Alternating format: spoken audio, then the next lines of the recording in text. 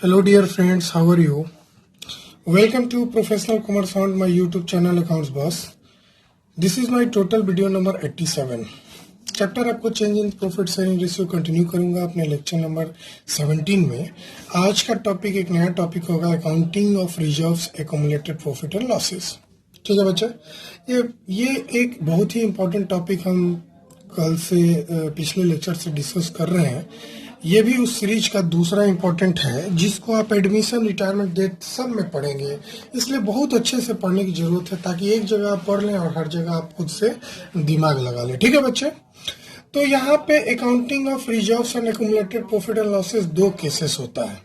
Case one, when reserves accumulated profit are transfer to partners capital account, मतलब decide किया जाता है कि जितने रिजर्व्स हैं, चाहे वो एक्यूमुलेटेड प्रॉफिट है या लॉस है, उसको पार्टनर्स कैपिटल अकाउंट में ट्रांसफर कर दे या उसको पार्टनर्स कैपिटल अकाउंट में ना ट्रांसफर करे। दो तरह का केस उठता है बच्चे। तो आज हम आपके साथ केस वन डिस्कस करने वाले हैं बच्चे, तो जरा ध्यान से देखिएगा। केस वन क्या है बेटा? When reserves accumulated profit and losses are to be transferred to capital account. सबसे पहले तो आपको मैं बता दूं बच्चे, ये जो रिजर्व होता है ना, दो रिजर्व होता है, दो तरह का रिजर्व होगा बच्चे। एक आप पढ़ेंगे यहाँ पे फ्री रिजर्व के बारे में, एक पढ़ेंगे बच्चे फ्री रिजर्व के बारे में, और दूसरा पढ़ेंगे स्पेसिफिक रिजर्व के बारे में, स्पेसिफिक रिजर्व के बारे में। ठीक है बच्चे, फ्री रिजर्व में आपको जनरल रिजर्व वगैरह आपको दिखेगा, नजर आएगा, जिसका यूज आप कहीं भी कर सकते हैं, उसको बोलते हैं फ्री रिजर्व। स्पेसिफिक रिजर्व में दो रिजर्व खास कराएगा जो आपके लिए इम्पोर्टेंट है, और ये जो पढ़ाएंगे ना तो ये हर जगह काम आएगा। पहला बच्चा workman compensation reserve, workman compensation reserve, workman compensation reserve. ठीक है बच्चा, दिख रहा है। और दूसरा आपको आएगा बाबू investment fluctuation reserve, investment fluctuation reserve. दूसरा क्या होगा? Investment fluctuation reserve. दो रिजर्व हम लोग पढ़ने वाले हैं। स्पेसिफिक रिजर्व के में इन डिटेल हम इसके कंसेप्ट को बताएंगे, जिसका यूज आप हर चैप्टर में कर सकते हैं, सेमी ट्रीटमेंट होगा। यानी कि ये जो टॉपिक हम आपको पढ़ा रहे हैं या गुडविल का मैंने पढ़ाया, ये सारे चैप्टर्स पार्टनरशिप में लागू होगा। तो सबसे पहले फ्री रिजर्व का ट्रीटमेंट आपको बता दें। ठीक है, एक बात बताने से पहले, मतलब सबसे पहले मैं आपको एक जर्नल बता दूं। जब हम जर्नल पास करते हैं फॉर ट्रांसफर ऑफ एक, ये जो रिजर्व्स हैं या एक्यूमुलेटेड प्रॉफिट्स हैं, लॉसेस हैं, जब हम पार्टनर्स कैपिटल अकाउंट में ट्रांसफर करते हैं ना, तो क्या एंट्री करते हैं बच्चे? किसी भी रिजर्व को आप अगर क्लोज करते हो, किसी भी रिजर्व को क्लोज करते हो, कोई भी रिजर्व हो, तो रिजर्व अकाउंट डीआर हो जाएगा, रिजर्व अकाउंट डीआर हो जाएगा। जनरली बता रहे हैं बच्चा, अकाउंटिंग ट्रीटमेंट किस केस का बता रहे हैं? For transfer of reserves and accumulated profit, ठीक है। हम फ्री रिजर्व का अलग से बता रहे हैं। तो रिजर्व अकाउंट डीआर, ठीक है। कोई अगर प्रॉफिट एंड लॉस का क्रेडिट बैलेंस है ना, तो profit and loss account DR, ठीक है बाबू। टू पार्टनर्स कैपिटल अकाउंट, चूंकि ये सारे पार्टनर्स कैपिटल अकाउंट को बढ़ा देंगे, तो पार्टनर्स कैपिटल अकाउंट, सारे partners, all partners capital account किस रेशियो में बच्चे? तो हमेशा ओल्ड रेशियो में करेंगे, हमेशा याद रखिएगा ओल्ड रेशियो। पुराने चीजों पे मैंने O3 का कंसेप्ट पिछली बार बताया था ना, पुराने चीजों पे पुराने पार्टनर्स का पुराने रेशियो में अधिकार होता है। तो जितने भी रिजर्व्स हुए या प्रॉफिट एंड लॉस का क्रेडिट बैलेंस है, ये प्रॉफिट एंड लॉस का क्रेडिट बैलेंस है। ये कौन सा बैलेंस है बच्चा? क्रेडिट बैलेंस है प्रॉफिट एंड लॉस का, याद रखिएगा। तो जितने भी रिजर्व्स हैं, चाहे प्रॉफिट एंड लॉस का क्रेडिट बैलेंस है, ये सारे पार्टनर्स कैपिटल अकाउंट में जाएगा। तो पार्टनर्स कैपिटल अकाउंट इंक्रीज करेगा तो क्रेडिट होगा, और ये रिजर्व लायबिलिटी था, क्लोज हो रहा है तो डेबिट हो गया। ये तो कंसेप्ट समझ गए हैं कि जनरल एंट्री का क्या कंसेप्ट है। खैर, दूसरी बात हम बताना चाह रहे हैं कि ओल्ड रेशियो में क्यों करेंगे भाई। ये जितने भी रिजर्व्स हैं या प्रॉफिट एंड लॉस का क्रेडिट बैलेंस है, इसको क्रिएट करने में पुराने ही रेशियो में तो योगदान रहा होगा। अब नई रेशियो चेंज हो रही है। चेंज होने पे हो सकता है कोई पार्टनर सेक्रीफाइस करे, कोई पार्टनर गेन करे, तो उससे अच्छा है कि पहले का जितना चीज है उसको क्लोज कर दे, फिर नए सिरे से अपना अकाउंटिंग ट्रीटमेंट करे तो परेशानी नहीं होगा। अगर हम इसको क्लोज नहीं करते हैं, इस अकाउंट को क्लोज नहीं करते, तो कोई पार्टनर जो सेक्रीफाइस कर रहा है उसको रिजर्व का शेयर कम मिलता।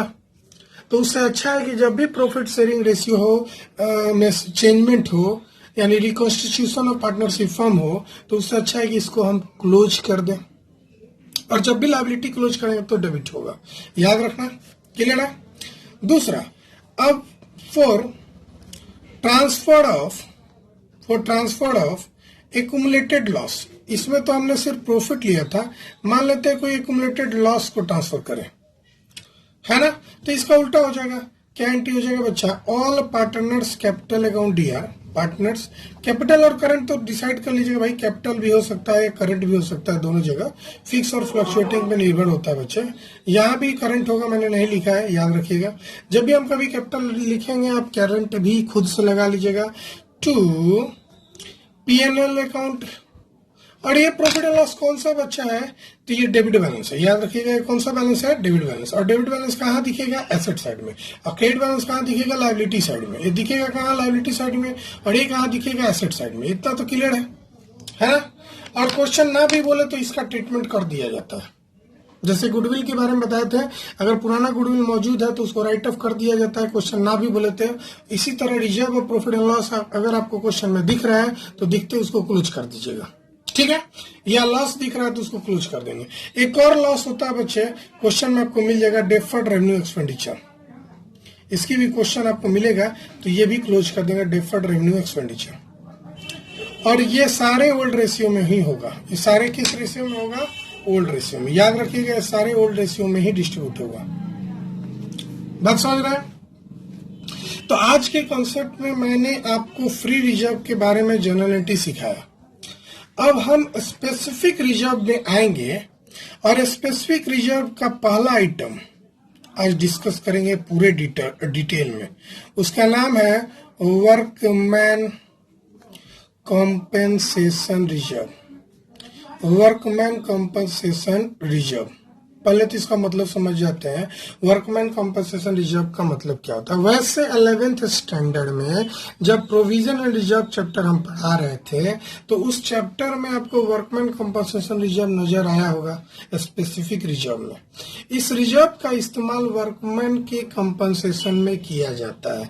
मान लो आप बड़ी बड़ी कंपनियां बिल्डिंग वगैरह बना रहे हैं और आपकी कंपनी में या आपके बिल्डिंग बनाने के क्रम में आपका कोई वर्कर्स एक्सीडेंट कर जाता है, तो वो जो भी क्लेम मांगेगा उस क्लेम को भरपाई करने के लिए आपको एक फंड पहले से ही क्रिएट करके रखना पड़ेगा। ऐसा इसलिए कि अचानक से आपका कैश का शॉर्टेज ना हो जाए। मान लो आप, मालूम है ना, आपको मालूम है आपके पापा, मैं थोड़ा सा एग्जांपल बता दूं। जैसे आपके पापा आपके पढ़ाई के लिए पहले से ही जो पैसा कमाते हैं ना, उसमें से कुछ पैसा कर देते हैं कि आपके हायर स्टडीज में काम आएगा, कुछ आपके मैरिज वगैरह में काम आएगा, शादी में काम आएगा, चाहे लड़का हो या लड़की हो, शादी में खर्चा होगा, है ना, कुछ बीमारी में खर्चा हो सकता है ना, इलनेस में। तो ये सारे पहले से ही पापा ने जो आपके प्रॉफिट कमाए उसमें से कुछ पैसा उन्होंने हायर स्टडीज के नाम पे रख दिया, कुछ पैसे मैरिज के रूप में रख दिया, कुछ बीमारी के लिए बचा के रख दिया। इससे फायदा क्या होगा? इससे फायदा होगा कि अगर भविष्य में उनको हायर स्टडीज करवाना है अपने बच्चों को, तो अपना घर नहीं सेल करना पड़े, या उनका अभी प्रेजेंट में जो कैश है अचानक से ही कम ना हो जाए। अगर मान लो पहले से जमा करके नहीं रखेंगे तो क्या करेंगे? उनके पास जो एसेट है उसको सेल करेंगे, या जितने कैश है वो लोन लेना पड़ जाएगा, या उस कैश को पूरा का पूरा देना पड़ेगा और उस दिन से उनका स्थिति खराब हो जाएगा। तो इससे अच्छा है कि पहले से ही, अगर हमको मालूम है कि हमको हायर स्टडीज अपने बच्चों को कराना है, तो उसका शादी कराना है, बीमारी वगैरह होवे करेगा, तो हम शुरू से ही अगर कुछ रिजर्व्स का क्रिएशन करते रहें तो अचानक से जब हायर स्टडीज के लिए हमको बहुत ज्यादा अमाउंट, ह्यूज अमाउंट की जरूरत पड़े, तो हमारा उस समय कैश रेशियो कम ना पड़े, हम उस रिजर्व से निकाल के दे देंगे। भाई हायर स्टडीज के नाम पे पहले से ही आप रिजर्व क्रिएट करके रखे हैं, उससे निकाल के दे देंगे। तो बड़ी बड़ी कंपनियां भी क्या करती है ना, हर चीज का अलग अलग रिजर्व बना देती है। जैसे कि वर्कमैन कंपनसेशन रिजर्व उन्होंने बना डाला, तो किसी भी वर्कर्स को अगर कंपनसेशन पे करना पड़े तो इस रिजर्व से उठा के देंगे, ना कि वो अपने कैश से निकाल के देंगे, क्योंकि पहले से ही रिजर्व रखे हैं पैसे। अब उनको अपने एसेट्स नहीं सेल करने पड़ेंगे, कंपनी को उठाएगा, रिजर्व का पैसा वर्कर के बीच में बांट देगा। क्लियर है ना? ठीक है। अब इसमें 3 केसेस होती है बच्चे, वैसे तो 4 केसेस मैं आपको बताऊंगा, इसमें 4 केसेस आपको बताएंगे।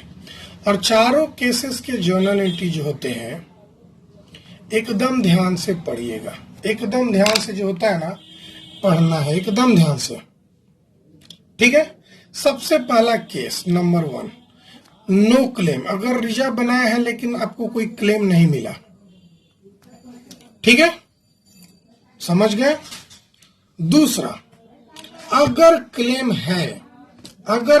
है लेकिन क्लेम जो है वो रिजर्व के बराबर है, claim is equal to reserve है। कौन सा रिजर्व? तो वर्कमैन कंपनसेशन रिजर्व। आपने क्लेम जितना है, आपको जितना क्लेम देना है वो आपके वर्कमैन कंपनसेशन रिजर्व के बराबर है।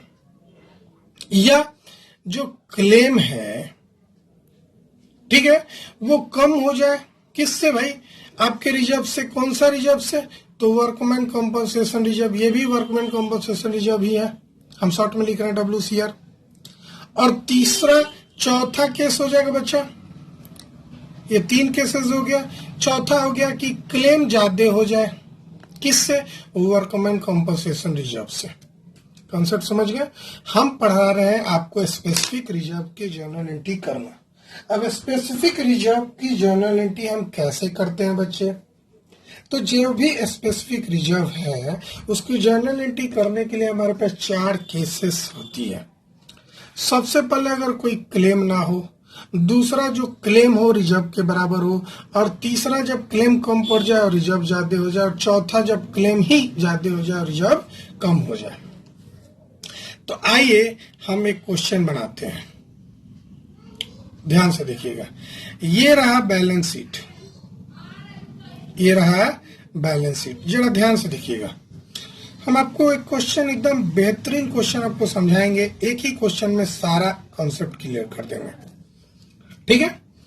अब तो हमको बताने की जरूरत नहीं है लायबिलिटी कौन है और एसेट कौन है। अगर आपको परेशानी है तो आप कमजोर विद्यार्थी हैं तो लो भाई आपके लिए लिख दे रहे हैं, लेकिन हम जानते हैं कि आप 12th में हैं और बहुत ही आप स्मार्ट हैं, और ये बताने की जरूरत नहीं है एसेट किधर होती है और लायबिलिटी किधर होती है। यहाँ पे मान लो है वर्कमैन कंपनसेशन रिजर्व। कितना का आपने रिजर्व रखा? मान लेते हैं 60,000 का आपने रिजर्व बना रखा है, ठीक है। और आपके पास 3 पार्टनर थे, ABC। एक फॉर्म में कितने पार्टनर थे? 3 पार्टनर, जिनकी रेशियो हम इक्वल जड़ा लेते हैं कैलकुलेशन से बचने के लिए, है ना। केस 1 हम आपके साथ सोल्व करते हैं बच्चा। केस 1 क्या था? No claim. अगर कोई क्लेम ना हो तो क्या करेंगे भाई? जब भी कोई क्लेम ना हो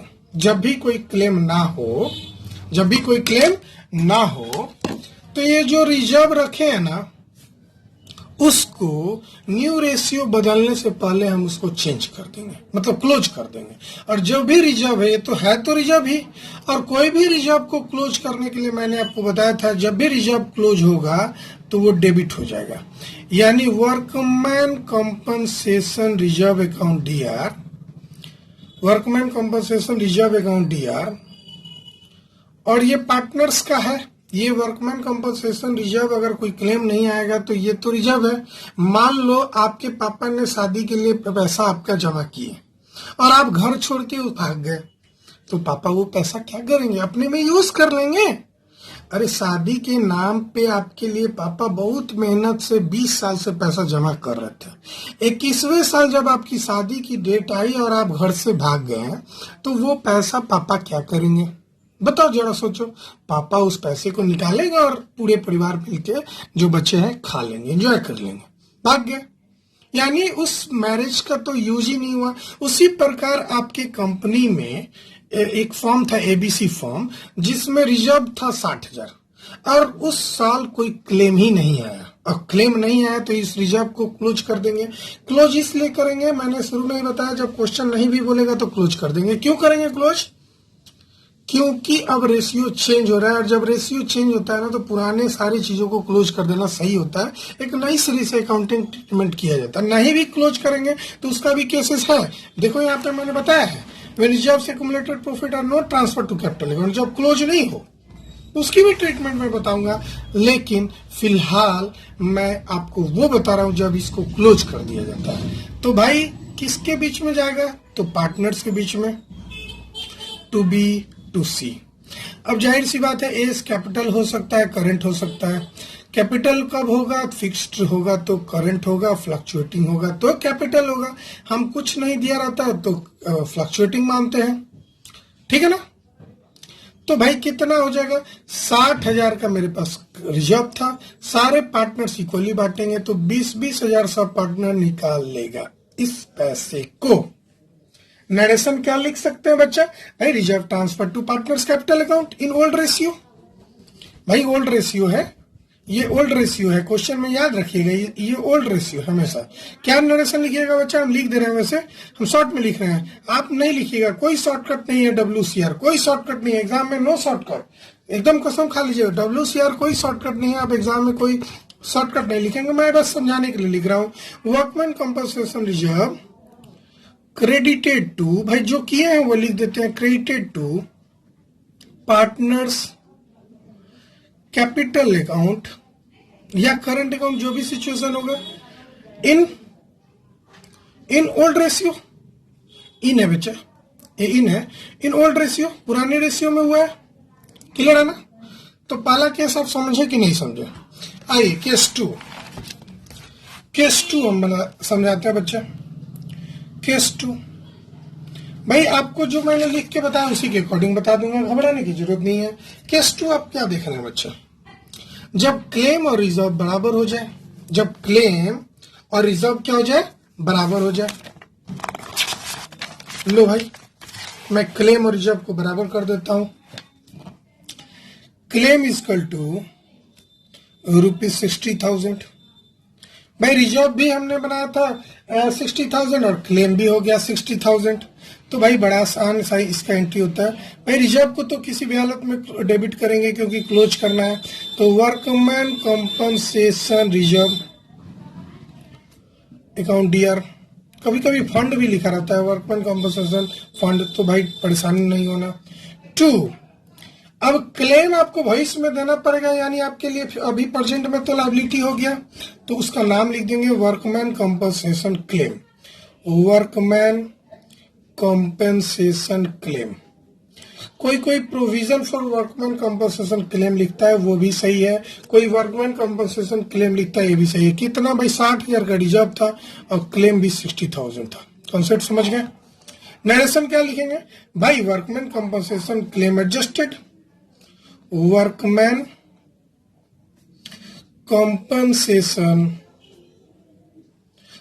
कंपनसेशन क्लेम एडजस्टेड।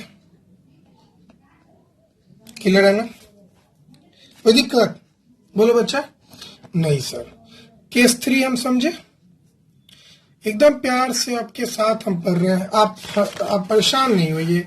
हमारा क्लेम जो है कम पड़ गया रिजर्व से। तीसरा केस क्या है? जब क्लेम कम पड़ गया, मान लेते हैं कि वर्कर ने आपको क्लेम किया है, आपको कितना का ले ले हम, 3 पार्टनर हमने लिया है, तो क्लेम हम ले लेते हैं 15,000 का। क्लेम कम हो गया। आपका रिजर्व कितना था? देखिए आपने रिजर्व कितना क्रिएट किया था? 60,000। और क्लेम कितना है बच्चा क्वेश्चन में? 15,000। मतलब इस बार जो है आपका क्लेम कम हो गया, रिजर्व ज्यादा हो गया। भाई आपको तो किसी भी हाल में अपने रिजर्व को बांटना है, तो workman compensation reserve account DR, reserve account DR, ठीक है। To workman compensation claim, claim तो हुआ है ना, भले कम हुआ या ज्यादा हुआ, क्लेम तो हुआ है, वर्कर ने क्लेम तो किया है। कितना का क्लेम किया जरा देखो भाई। रिजर्व हमने बनाया था 60,000 का, क्लेम हुआ है 15,000, यानी जाहिर सी बात है जो बच गया वो पार्टनर्स के बीच में जाएगा। हमारे क्वेश्चन में 3 पार्टनर था और फ्लक्चुएटिंग कैपिटल लिए थे, इसीलिए हम यहाँ कैपिटल लिख रहे हैं। करंट कब लिखते हैं? जब फ्लक्चुएटिंग नहीं फिक्स्ड रहता। हमने 3 पार्टनर ले रखा था समझाने के लिए। तो जितना बचा 60 में से 15 गया 45, तो 15,000 सारे पार्टनर्स बांट लेंगे ओल्ड रेशियो में। इक्वल पार्टनर थे भाई। 16 में से 15 गया 45, और बाकी 30,000 को पुराने पार्टनर्स ओल्ड रेशियो में बांट लेंगे। नरेशन क्या लिखेंगे? लिख देंगे सरप्लस वर्कमैन कंपनसेशन। देखो हम डिटेल में लिख रहे हैं, आप शॉर्टकट लिखे तो बहुत पीटेंगे हम आपको। Workman compensation reserve transfer to partners capital account in old profit sharing ratio. भाई एकदम अच्छा से पढ़िएगा, जो मैं कॉन्सेप्ट सिखा रहा हूं ना, मैं फिर से बता दूं, ये वीवीआई है, आपको ये किसी भी सूरत में सीखना है, छोड़ता नहीं है, एकदम वीवीआई टॉपिक है बच्चे, ठीक है। आगे बढ़ो, पढ़िए सर।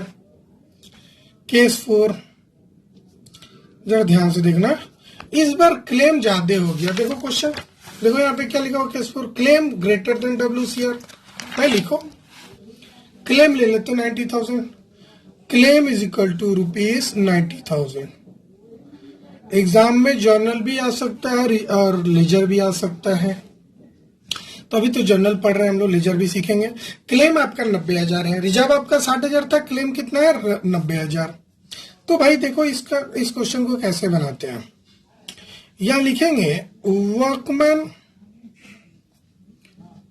Compensation reserve